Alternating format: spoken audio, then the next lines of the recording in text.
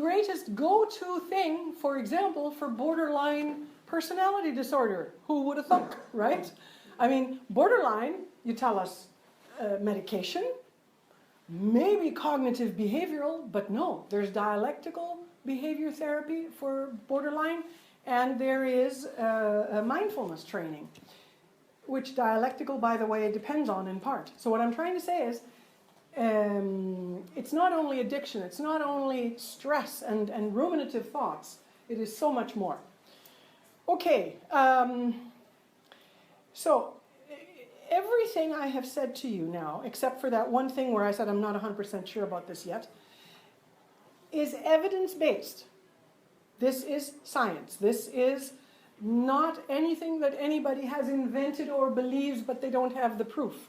So it can improve your life, it can improve your inner well-being, and even your health. And obviously it will impact on your personal life as well. Now, we have 22 minutes according to my mobile. I'm very happy to continue. I have more material. Maybe you would prefer we go into question and answer mode. That's up to you.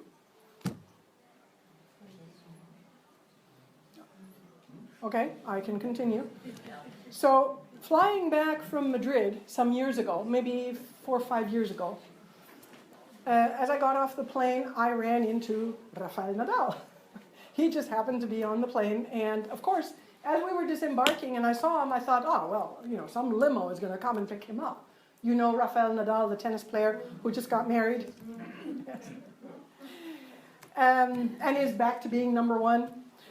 Okay, so instead of getting picked up by a limo, he went into the bus with me, and we stood in the passport line, and so of course, me being me, and I stick my nose into everybody's business if I think it is of use. I should preface that with saying he had just had 2 major failures.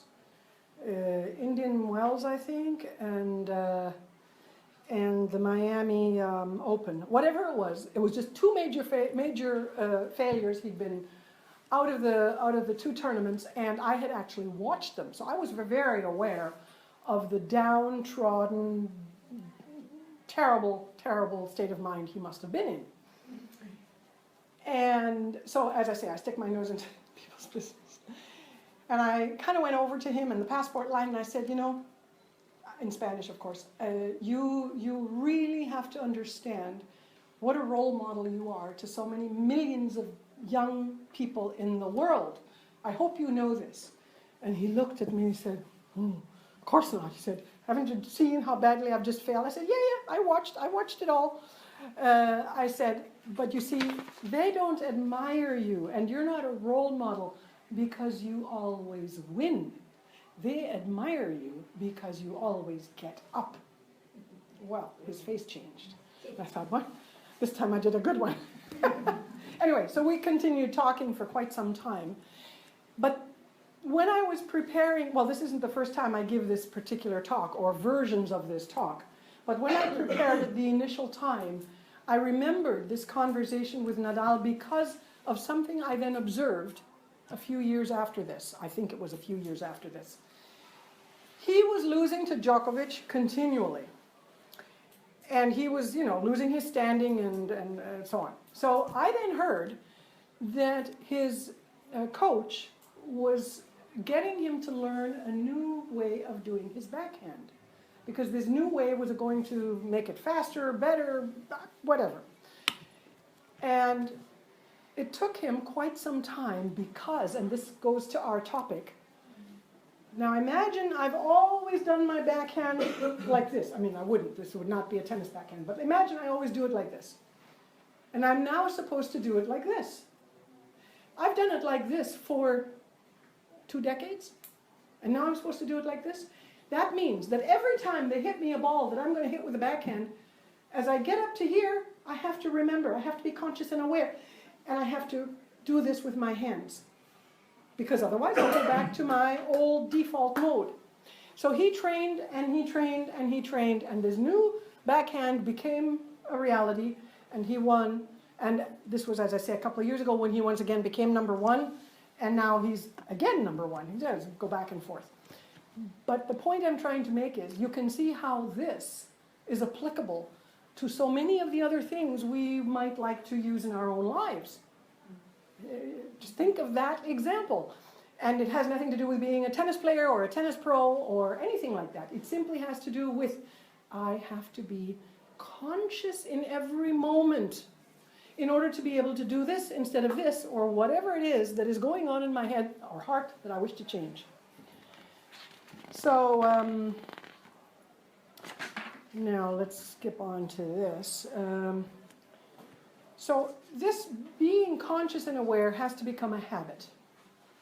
And in my way of looking at it, and in that of many thousands of others who talk about these things and know about these things, the only way you can be conscious and aware at all times is if you practice. And there are many ways you can practice becoming conscious and aware. But one of the easiest ways is one that I'm sure I talked about in one of my other talks here, is using a practice of mindfulness, which is like an open-eyed meditation, but where you use what you are doing with your eyes open to keep you in the present. I said earlier, here during this talk, I am here. I'm right here. I'm not thinking about what I'm going to have for dinner or who I'm going to see tomorrow. I am thinking about this talk, being here with you, and getting this information across. You, hopefully, are also here with me and focusing on the talk, assuming you're interested in it because you came. But when you waver, as probably you have done on a number of occasions today, recognize that the real reason you wavered, unless you were totally bored by the talk, the real reason you wavered was because you lost awareness. You lost presence, you lost consciousness, not consciousness like that, but you lost being conscious and aware. And that is where the practice comes in. So there's a very little easy thing you can practice, but then you kind of have to apply it to everything you do all day long, because you want it to be there all the hours that you are awake. You want to be conscious and aware all the hours that you are awake, so that you can manage all these things we've been discussing. So the tiny little exercise is you take a 15-minute walk every day, no dogs, no friends, no anybody, just you. And you make sure you know how much the 15 minutes will be by way of your mobile, but only on day one. For the other days, you should not ever use your mobile because it will distract you, or have it totally turned off. So you now know how long the 15-minute walk is, and you focus on something beautiful. So let's say you're focusing on a bougainvillea. You just kind of drink it in. You bathe in its beauty with your eyes, but for a few seconds. And try and see if maybe you can feel a pleasant sensation of gratitude for this beautiful bougainvillea in your present moment. But immediately you go on to the next beautiful thing with your eyes, or you can be listening to fantastic bird song, or if you're out in the campo somewhere, maybe all you hear is the air through the trees, or the insects, or an occasional frog. Whatever it is you're listening to, or seeing, or smelling, focus on it for a few seconds. As I said earlier, kind of drink it in, or just bathe in its beauty, and then feel that sensation of gratitude for this thing in your life at this particular moment. Now, you can, if you really want to push it, you can go through 60 or 70 things in 15 minutes. I know, because sometimes I do it and count, just to see how many. But you should not be counting, okay? I'm just saying so that you get an understanding. A typical number might be 15, 20. But again, it's not about the number. But it is about what's going to happen the first day after you do it. Your 15 minutes are up, and you think, oh no. I saw the bougainvillea, I heard those frogs, I saw that gorgeous cloud, I heard the bubbling stream, and then I started thinking about my stuff. And I got lost in my stuff. And now it's 15 minutes over and I wasted my exercise because I didn't do what I was supposed to do. No. Don't talk to yourself that way. Tell yourself, how great. I managed 4 things. Let's see what I do tomorrow. You see, at least I did it, which is more than most people do.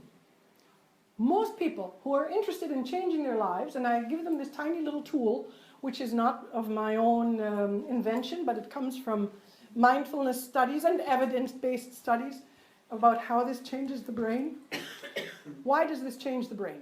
Look, if I spend 15 minutes every day focusing sharply on that bougainvillea, on this bubbling brook, on whatever it is I'm looking at or hearing or smelling, if I spend 15 minutes a day doing that, I am training new neural cells, new neural pathways into being where I'm fully focused because I'm not thinking of the past and I'm not thinking of the future, right? And so therefore, after I do this maybe for 3 or 4 weeks and I'm really able to manage the 15 minutes, and I'm now having a frustrating moment of some kind, a family member, electricity company, you name it. I'm having a frustrating moment, and out of the corner of my eye, I see that gorgeous ivy out there, and a little sensation of peace floats into me. So this little practice of the 15-minute walk is permeating now a portion of my daily life. And the more you do it, the more it will permeate. And before you know it, it is automatic. And you are conscious and aware all day long.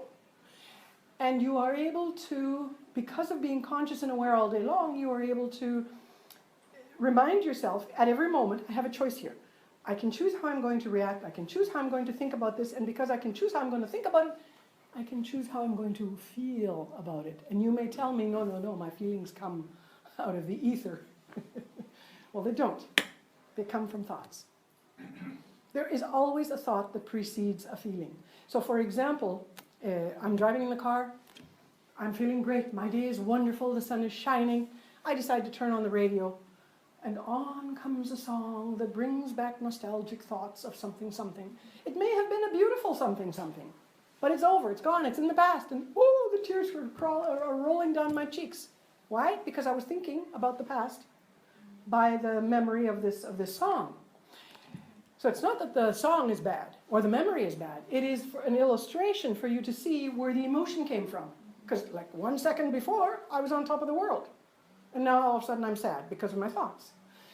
So if you understand that, you can understand that you can literally decide the kind of feelings you will have based on the choices you make in face of the events and moments of your life and anything that is happening in your life.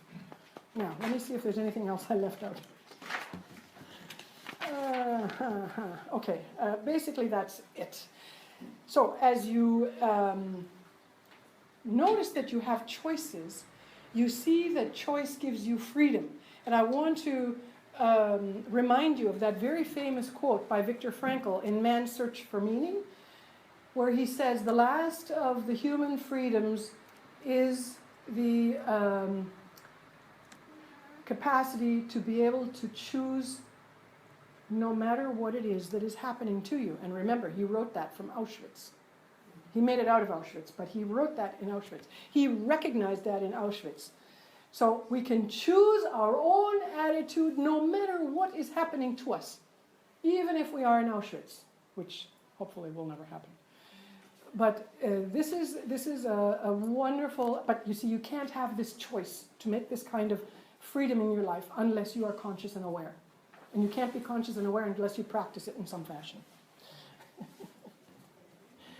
Okay, that is what I came to talk to you about.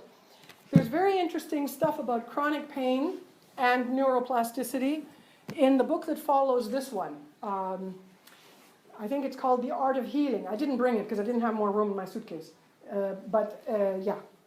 Chronic pain. Very interesting work with neuroplasticity and chronic pain.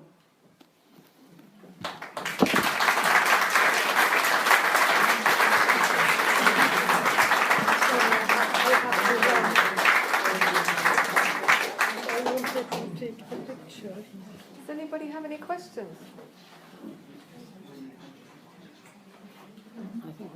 I think we've got a lot to think about. Thank you.